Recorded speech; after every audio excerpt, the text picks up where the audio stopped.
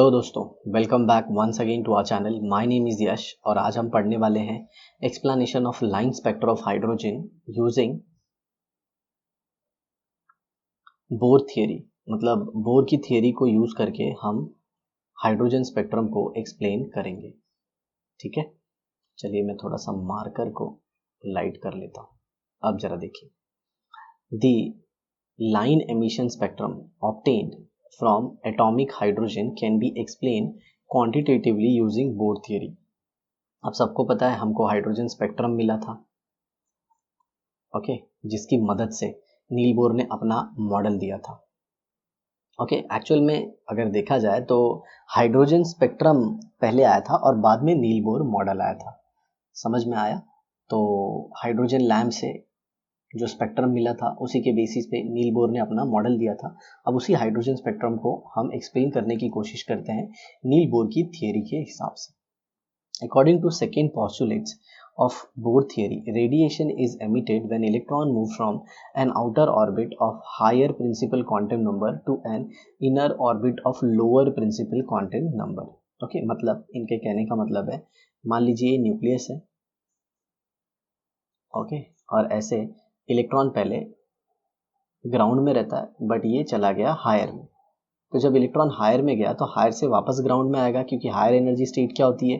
Unstable. तो जब electron higher energy state से लोअर एनर्जी स्टेट में आएगा तो वो क्या करेगा? एमिट करेगा radiation.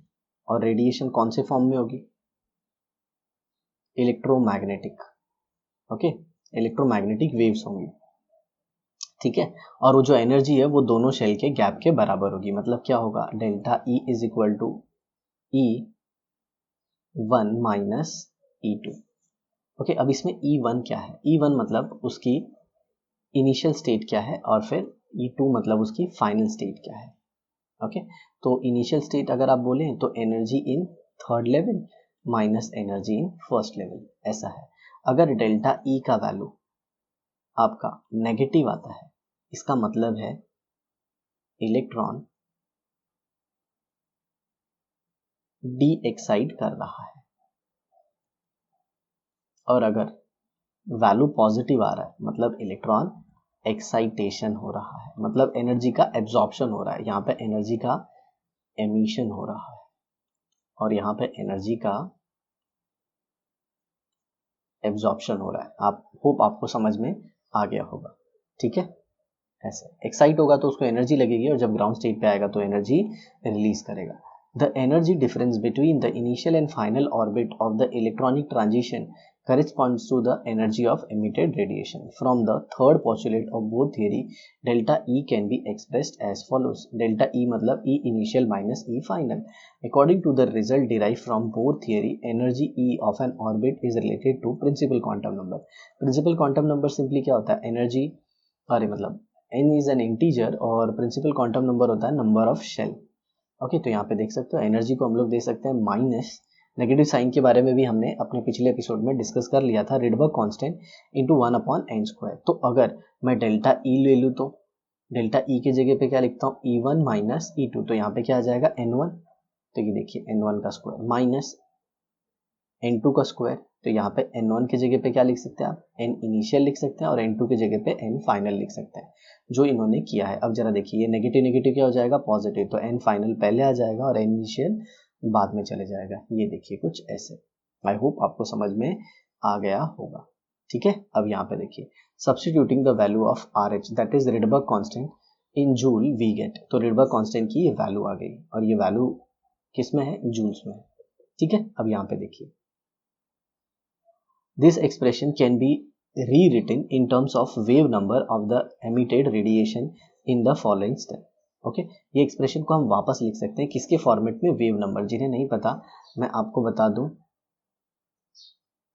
c by lambda is equal to nu होता है और न्यू क्या होती है? फ्रीक्वेंसी। यहाँ पे देखिए, c by lambda is what? Nu. Okay, तो क्या मैं इसे ऐसे लिख सकता हूँ? 1 by lambda is equal to nu by c. Nu है फ्रीक्वेंसी और c क्या है? Speed of light. और 1/λ क्या हो जाएगा, न्यू बार मतलब वेव नंबर, तो आप ये याद रखिएगा। तो यहाँ पे देखिए डेल्टा ई की मतलब ई की एनर्जी किसमें, एनर्जी मतलब जूल में, और ये एच जो है प्लैंक कांस्टेंट जूल सेकंड होता है इसका यूनिट, और फ्रीक्वेंसी की यूनिट क्या होती है, हर्ट्ज। और अगर यहाँ से आप लिखें, ओके, यहाँ से अगर आप देखें जो मैंने लिखा है, तो ये देखिए 1/λ, लेमडा की यूनिट क्या होगी, सेंटीमीटर इनवर्स, तो ये देखिए सेंटीमीटर इनवर्स, ऊपर जे बाय सी है, यहाँ पे अगर आप देखें तो ये क्या हो जाएगा, न्यू बाय सी मतलब क्या, frequency by speed of light, तो फ्रीक्वेंसी की यूनिट देखिए क्या हो जाएगा, हर्ट्ज, और यहाँ पे क्या हो जाएगा, सेंटीमीटर पर second, that is speed of light, that is distance per unit time. Speed of light तो कांस्टेंट होती है, दैट इज 3 × 10⁸ मीटर पर सेकेंड। ओके, तो उसको सेंटीमीटर पर सेकेंड में लिया है। सेंटीमीटर पर सेकेंड में लेने का पर्पज यही है कि यहाँ पे वेव नंबर जो है वो सेंटीमीटर में लिया गया है, number of waves in a centimetre distance. आया समझ में, काफी आसान है। अब इसी को यहाँ पे हम सब्स्टिट्यूट करने की कोशिश करते हैं। तो ये देखिए, combining this equation 4.10 and 4.1, sir ये 4.10 किधर है, देखिए ये वाला है 4.10, हाँ समझ में, और इसके नीचे ये 4.1 है, तो इधर सब्स्टिट्यूट करेंगे, तो डेल्टा ई की वैल्यू सब्स्टिट्यूट करेंगे, ये देखिए यहाँ पे, तो यहाँ पे डेल्टा ई, तो ये वेव नंबर क्या हो जाएगा, डेल्टा ई अपॉन एच, तो ये डेल्टा ई है और इसके अपॉन क्या कर दिया, एच कर दिया, okay, into 1/c, okay, into 1/c, ऐसे हो गया यहाँ पे, ये दोनों के कॉम्बिनेशन से। तो डेल्टा ई का वैल्यू देखिए, डेल्टा ई का वैल्यू क्या है, 2.8 × 10⁻−18, उसको यहाँ पे रख दिया, नीचे उसके क्या ले लिया, ये पूरे को इसके नीचे ले लिया डिनोमिनेटर में, तो h ले लिया, तो h इधर आ गया, और ये देखिए ये फ्रीक्वेंसी था, तो इसको ऐसे ही रहने दिया, फ्रीक्वेंसी को ऐसे ही रहने दिया, ओके, और न्यू जो है ये यहाँ पे है, और c को भी नीचे ले लिया, तो ये पूरा एक्सप्रेशन हमें क्या दे रहा है, वेव नंबर, ठीक है। तो अब बहुत सारे लोग ऐसे होंगे जिनको ये समझ में नहीं आ रहा होगा, तो मैं आपको एक सिंपल सा यहाँ पे इक्वेशन बताता हूँ जिससे आपको सब कुछ समझ में आ जाएगा। What is delta E, delta E is equal to H nu, जो कि होता है delta E is equal to H C by lambda, ठीक है। तो आप क्या लिख दोगे इसको, delta E upon H into C is equal to 1/λ, और 1/λ क्या होता है, nu bar, that is wave number, that is wave number. तो डेल्टा ई लिया, उसके नीचे एच लिखा और सी लिखा, तो ये वेव नंबर आ गया। वो झूठे ही उन्होंने इक्वेशन 4.1 एंड 4.11 ऐसे करके दुनिया भर का मगजमारी किया है। तो ये देखिए, ये एच की वैल्यू आ गई और ये सी की वैल्यू है, इसको पूरे को सॉल्व कर दिए तो हमको ये वैल्यू आ गया 109677, जो कि रिडबर्ग कांस्टेंट की वैल्यू है। और मैं आपको बताऊं तो यहाँ पे ये देखिए 10⁸ है, जबकि लाइट की स्पीड क्या होती है, 3 × 10⁸ मीटर पर सेकेंड होती है, और 3 × 10⁻10 ये सेंटीमीटर पर सेकेंड हो गई। This appears like Rydberg where n final is equal to n1 and n initial is equal to n2, ठीक है। ऐसे भी आप ले सकते हैं, n फाइनल मतलब क्या हो जाएगा, n1 हो जाएगा, और n इनिशियल मतलब क्या हो जाएगा, n2 हो जाएगा, ठीक है, क्योंकि पहले जो इलेक्ट्रॉन था वो हायर एनर्जी लेवल में था, ओके, और फिर बाद में वो किस में आ गया, लोअर एनर्जी लेवल में। तो फाइनल हम लोग ने लोअर लिया और इनिशियल हायर लिया। In other words, both theory successfully account for the empirical Rydberg equation for the line emission spectrum of hydrogen. In the Rydberg equation n1 and nf are integers, ये तो हम जानते हैं वो number है 1 2 3 4 ऐसे। Both theory assign physical meaning to them as a principal quantum numbers corresponding to concentric orbits, मतलब bore ने इन्हीं इंटीजर्स को प्रिंसिपल क्वांटम नंबर बोला, ओके, और उसको सक्सेसिव ऑर्बिट का नंबर बोल दिया। कॉन्सेंट्रिक मतलब एक के बाद एक ऐसे, ठीक है, जैसे कि अगर n1 आया तो फर्स्ट शेल होगी, n इज इक्वल टू 2 आया तो सेकेंड शेल, ऐसे उसको प्रिंसिपल क्वांटम नंबर 1 बोला तो first shell, principal quantum number 2 बोला तो सेकेंड शेल, ठीक है। The integer in Rydberg equation stands for the final orbit nf, the electronic transition and n1 for the initial orbit। तो ये तो मैंने पहले ही बता दिया था, nf फाइनल मतलब कहाँ पे आया वो, और n इनिशियल मतलब पहले कहाँ पे था, ओके। तो ये तो डिस्कशन हो गया. The emission line comprising the 5 series these are result of electronic transition from the excited hydrogen atom. तो आप सबने देखा था पहले कि जो वेवलेंथ आई थी, बेसिकली जिसे आप लाइन कहते हो, जो स्पेक्ट्रम में दिखी थी, वो कैसे आई थी, जब इलेक्ट्रॉन हायर एनर्जी से लोअर एनर्जी पे आता है. ओके. और वो जो आप बोलते हो कि 5 सीरीज जो थी, वो 5 सीरीज क्या थी? Lyman series, Balmer series, Paschen series, bracket और पी फंड. सीरीज मतलब क्या? अब जैसे ऐसे था, तो लाइन कहीं से भी अगर फर्स्ट में आ रही है तो कोई ज़रूरी तो है नहीं कि ये 2 ही लाइन आएंगी, ऐसे भी हो सकता है ना, ऐसे ढेर सारी आएंगी तो ऐसे हो गई, या फिर और कहीं से. तो ये जो बहुत सारी ये जो वेवलेंथ आई या फिर लाइन आई, इसको अपन बोलते हैं सीरीज. ठीक है, ऐसा है. अब जरा देखिए, the Lyman series is the result of moving of electron excited to the higher energy orbit of N2, that is Ni. मतलब इनिशियल, नो डाउट, इलेक्ट्रॉन जो हायर एनर्जी स्टेट में था, ये इलेक्ट्रॉन अब ये किस में आ जाएगा? सेकेंड में आ जाएगा. अगर फर्स्ट में आएगा तो उसे हम लाइमन सीरीज कहेंगे, और सेकंड में आएगा तो उसे क्या कहेंगे? बाल्मर. तो यहाँ पे लाइमन दिया है तो कहाँ पे आ जाएगा? फर्स्ट में आएगा. कहीं से भी किसी भी हायर एनर्जी स्टेट जो कि उसकी N1 स्टेट है और ये N2 स्टेट है, या फिर आप कह सकते हो N1 या फिर N इनिशियल और ये N फाइनल. याद रखिएगा, N1 मतलब N इनिशियल और N2 मतलब N फाइनल. ठीक है. तो इलेक्ट्रॉन पहले किधर था? हायर एनर्जी लेवल में. याद रखिए, इसमें हम सिर्फ और सिर्फ डी एक्साइटेशन की बात करते हैं. किसकी बात करते हैं? डी एक्साइटेशन की. ठीक है. अब जरा देखिए, तो उसका इनिशियल क्या था? सेकेंड, या फिर थर्ड हो सकता है या फोर्थ हो सकता है कुछ, लेकिन फाइनल जो होगा वो फिक्स होगा फर्स्ट. और वैसे ही बाल्मर सीरीज के लिए फाइनल क्या होगा? फिक्स सेकेंड होगा. ओके. और इनिशियल इससे ज़्यादा होगा, याद रखना, क्योंकि हायर एनर्जी स्टेट में होगा तभी उसमें आएगा ना. And so on. The electronic transition give rise to the different emission line series of atomic hydrogen are shown in figure 4.6. तो चलिए उसे भी हम देख लेते हैं. ये देखिए, ये दिया है. तो सबसे पहले तो बहुत सारे बच्चों को ये डाउट आता है कि सर ये इलेक्ट्रॉन हायर एनर्जी में पहुंचे कैसे. तो आप सबको पता ही है कि नील बोर जो था, उन्होंने हाइड्रोजन लैम्प का पढ़ाई किया था. ये ऐसे ऐसे, यहाँ पे ऐसे, ये ऐसे, और ये हाइड्रोजन लैम्प ऐसे मान लीजिए, ऐसे ऐसे. ये टंगस्टन फिलामेंट था. तो जो हाइड्रोजन एटम्स, अब इसमें तो बहुत सारे हाइड्रोजन एटम होंगे, तो जो टंगस्टन फिलामेंट के नज़दीक होंगे उनको ढेर एनर्जी मिली होगी, बहुत सारी एनर्जी मिली होगी. तो उनके इलेक्ट्रॉन एक लोअर एनर्जी लेवल से हायर एनर्जी लेवल में चले गए होंगे. एक लोअर एनर्जी लेवल से कहाँ पे चले गए होंगे? हायर एनर्जी लेवल पे. और फिर वो जंप किए होंगे. वो फिर क्या, यही इलेक्ट्रॉन है जो अलग अलग लेवल पे चला गया और फिर जंप करेंगे. तो ऐसा भी तो हो सकता है किसी का बहुत हाई एनर्जी लेवल पे चला गया हो, और किसी का जो यहाँ पे मान ले हाइड्रोजन हो, वो बहुत दूर है टंगस्टन फिलामेंट से, तो उसको कम एनर्जी मिली हो, तो शायद उसका इलेक्ट्रॉन एक पहले एनर्जी लेवल से दूसरे एनर्जी लेवल पे चला गया हो, ऐसे. और सारे हाई एनर्जी स्टेट पे हैं तो सारे क्या होंगे? D excite.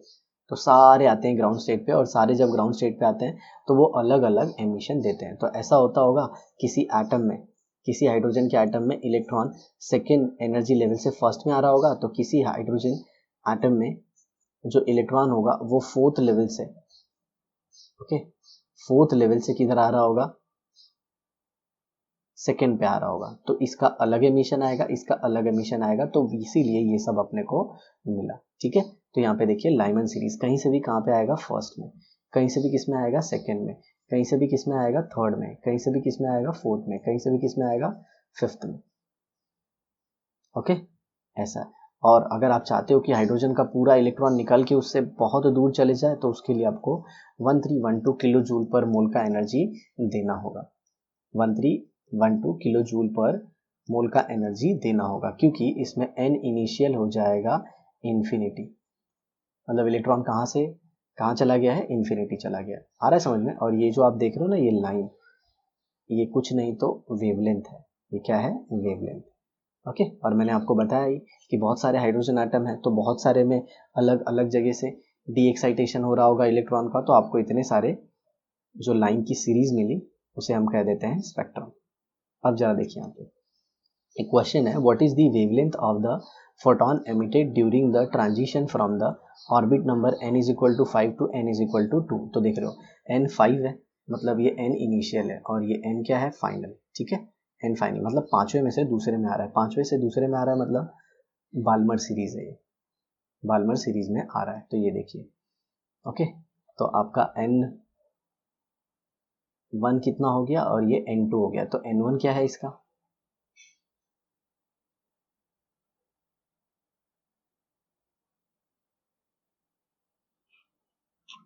तो आप में से कुछ लोग ऐसे सोच रहे होंगे कि सर अभी तो आपने बोला कि n1 इज इक्वल टू 5 होगा और जो n2 इज इक्वल टू 2 होगा। n1 इज इक्वल टू क्या होगा 5 और n2 इज इक्वल टू क्या होगा 2। लेकिन याद रखिए इन्होंने अपने से क्या पूछा है, वेवलेंथ पूछा है, वेवलेंथ। और अगर आप ऐसे करेंगे और फॉर्मूले में सब्स्टिट्यूट करेंगे, जैसे n1 इज इक्वल टू 5 हो गया और n2 इज इक्वल टू 2 हुआ, अगर आप ऐसे लिखेंगे तो आपको जो वैल्यू आएगी वो नेगेटिव आएगी। क्या आएगी, नेगेटिव। और wavelength can never be negative, इसीलिए क्या किया गया है यहाँ पे सिंपली क्या लिया गया है, n1 इज इक्वल टू 2 लिया गया है और n2 इज इक्वल टू 5 लिया गया है। और सिंपली आप वैसे भी कैलकुलेट करेंगे तो आपका आंसर सिर्फ नेगेटिव आएगा। और नेगेटिव मतलब क्या हो जाएगा पता है, वो एमिटेड वेवलेंथ है। क्या है, एमिटेड वेवलेंथ, याद रखिएगा इस फॉर्मूले को। ओके, एमिटेड वेवलेंथ है ये, ठीक है। या फिर आपको चाहिए तो आप ऐसे भी ले सकते हैं, ये n इनिशियल था और ये n फाइनल है।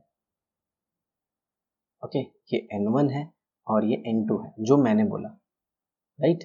तो अगर आप यहाँ पे फॉर्मूले को देखें, ये जो फॉर्मूला देख रहे हैं आप, ये फॉर्मूले में देखो क्या लिखा है, n फाइनल, तो फाइनल क्या हो गया 2, तो ये देखिए यहाँ पे 2 है और यहाँ पे n इनिशियल तो 5 है। तो देख रहे हैं ये फॉर्मूले से एग्जैक्टली आ रहा है।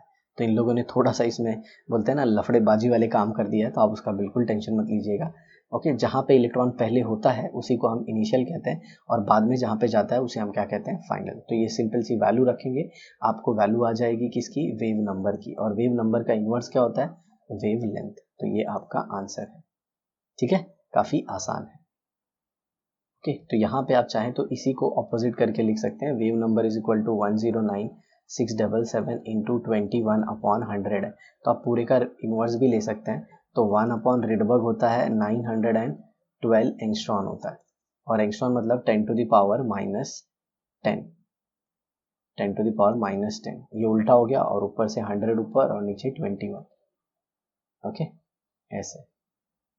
तो ये सारा जब आप कैलकुलेशन करने जाएंगे तो आपको वैल्यूज आ जाएंगी, ठीक है। तो यहाँ पे देख लीजिएगा आप, एंगस्ट्रॉन जो 10 टू द पावर माइनस 10 जो होता है वो मीटर है। तो मीटर से आप जब सेंटीमीटर में कन्वर्ट करेंगे तो 10 की पावर 2 से मल्टीप्लाई करेंगे तो 10 टू द पावर माइनस 8 हो जाएगा, और 100 से मल्टीप्लाई करेंगे तो हो जाएगा 10 to the power minus 6। Okay, मैं ऐसे बता देता हूँ, 10 to the power minus 10 angstrom होता है ना, तो ये क्या आया 912 into 10 to the power minus 10 metre. इसको सेंटीमीटर में कन्वर्ट कर दीजिए, 10 to the power minus 8 centimetre, right. लेकिन यहाँ पे देख रहे हैं 912 इंटू इसके साथ क्या है 100 अपॉन 21 है, तो ये 100 इसमें मल्टीप्लाई होगा तो ये क्या हो जाएगा 10 टू द पावर माइनस 6। तो आपका आंसर जो बकायदे है वो यहाँ तक आ जाएगा। नहीं तो आप लोग सोचेंगे अरे सर क्या बता रहे हैं, कुछ पल्ले ही नहीं पड़ रहा है। ओके, ये देखिए, तो वेवलेंथ ऑफ फोटोन आपका आ गया 4.34 into 10 to the power minus 5 centimetre, और फिर उसको इन्होंने किस में कन्वर्ट कर दिया, मीटर से नैनोमीटर में। सेंटीमीटर से पहले मीटर में कन्वर्ट कर दीजिए और फिर उसके बाद नैनोमीटर में। तो ये देखिए 1 centimetre is equal to 10 to the power 7 nanometres होता है। ये सिंपल यहाँ पे रख दिया गया है। अगर आप मीटर लेना चाहेंगे तो 1 metre is equal to 10 to the power 9, 1 metre is equal to 10 to the power 9 nanometre. Okay, और 1 nanometre is equal to 10 to the power minus 9 metres. तो ये सारा कैलकुलेशन। अब हम बात करते हैं लिमिटेशन ऑफ बोर मॉडल की। तो Bohr model is failed account for फाइनर detail of hydrogen atom spectrum observe in sophisticated spectroscope experiment. मतलब ये जो बैंड स्पेक्ट्रम देखा था नील बोर ने, ये जब इसे हाई रेजोल्यूशन माइक्रोस्कोप से देखा गया तो ये जो एक लाइन थी ना उसकी जगह पे ऐसे और भी लाइन मिली, तो इसका आंसर नील बोर जी नहीं दे पाए। दूसरा, Niels Bohr model was unable to explain the spectrum of atom other than hydrogen, मतलब मल्टी इलेक्ट्रॉन सिस्टम के लिए एप्लीकेबल नहीं है, मतलब जब एक से ज़्यादा इलेक्ट्रॉन होंगे तब। Bore theory could not explain the splitting of spectral line in presence of a magnetic field, जिसे हम जीमैन इफेक्ट कहते हैं, इलेक्ट्रिक फील्ड जिसे हम स्टार्क इफेक्ट कहते हैं। तो देखिए ये जो लाइन है, ये जो लाइन आ रही थी, इसे जब हमने मैग्नेटिक फील्ड से पास किया, ये नॉर्थ पोल ये साउथ पोल, तो ये आगे जाके ऐसे बढ़ गई, ओके, मतलब स्प्लिट हो गई। तो इसका आंसर उनके पास नहीं था, जिसने आगे जाके जिसे समरफील्ड ने एक्सपेरिमेंट किया, हालांकि वो सब कुछ आपके सिलेबस में नहीं है, ओके। और स्टार्क इफेक्ट कब दिखेगा, जब आप इसको इलेक्ट्रिक फील्ड में रखेंगे, ओके। तो इलेक्ट्रिक फील्ड में अभी स्प्लिटिंग हुई और मैग्नेटिक फील्ड में भी स्प्लिटिंग हुई, जिसका आंसर नील बोर नहीं दे पाए। और वो स्प्लिटिंग भी क्यों होती है पता है, क्योंकि आगे चल के हमने कंसेप्ट सीखा कि ऑर्बिट के अंदर सब ऑर्बिट होती है और सब ऑर्बिट के अंदर ऑर्बिटल होता है, और ऑर्बिटल जो होती है वो डिफरेंट डायरेक्शन में ओरिएंटेड होती है, इसीलिए। अब नेक्स्ट देखिए, सर पेन लीक कर रहा है आपका, समझ रहा हूँ बच्चों, पेन तो है तो लीक तो करेगा ही ना। चलिए देखते हैं चौथा point, Bohr theory fail to explain the ability of an atom to form molecule by chemical bond, मतलब आगे चल के हाइड्रोजन हाइड्रोजन कंबाइन होके H2 बना देते हैं, फिर एक कार्बन और दो हाइड्रोजन मिलके क्या बना देते हैं, CH4 बना देते हैं। ये सारा कुछ बताने के लिए बोलते थे ना, बोर थियरी सक्षम नहीं थी और वो फेल हो गई दोस्तों। अब देखिए, it was therefore thought that the better theory was needed to explain salient feature of atomic structure, मतलब इससे भी अच्छी थियरी की ज़रूरत है, ठीक है। और वो अच्छी थियरी बोलते हैं ना, फ्यूचर में आपको मिल जाएगी। कुछ और भी डेवलपमेंट है जिसकी वजह से नील बोर का मॉडल फेल हुआ था, मतलब वो थियरी की आंसर नहीं दे पाई थी। जैसे कि मैं आपको बताऊं, D Broglie's hypothesis. De Broglie hypothesis मतलब जो नील बोर थे, उन्होंने इलेक्ट्रॉन को पार्टिकल माना था, बट आगे चल के पता चला कि इसके दो नेचर होते हैं, पार्टिकल भी और वेव भी। और दूसरे जो हेजनबर्ग की अनसर्टेनिटी की थियरी थी, उसका भी आंसर नील बोर नहीं दे पाया। और हेजनबर्ग की अनसर्टेनिटी की थियरी क्या कहती थी कि आप एक ही समय पे इलेक्ट्रॉन का पोजीशन और उसका वेलोसिटी दोनों नहीं बता सकते, जबकि नील बोर ने एग्जैक्टली वेलोसिटी और पोजीशन का कैलकुलेशन किया था, वही रेडियस फ्रॉम द न्यूक्लियस। हालांकि वो प्रैक्टिकली पॉसिबल नहीं है क्योंकि इलेक्ट्रॉन एक बहुत ही छोटा पार्टिकल है। तो ये सारी बातें नील बोर एक्सप्लेन नहीं कर पाए और इसी की वजह से उनकी थियरी हो गई फेल। तो मेरे ख्याल से आगे वाली जो कुछ भी है, हेजनबर्ग अनसर्टेनिटी प्रिंसिपल और डी ब्रोगलीज हाइपोथेसिस, ये सब कुछ हम पढ़ने वाले हैं अपने नेक्स्ट एपिसोड में। तो आई होप आपको सब कुछ बहुत ही अच्छे से समझ में आया होगा। तो इसी तरह हमारी वीडियो देखिए, अपने दोस्तों के साथ शेयर कीजिए। मिलते हैं नेक्स्ट कंसेप्ट के साथ अगली वीडियो में। बाय।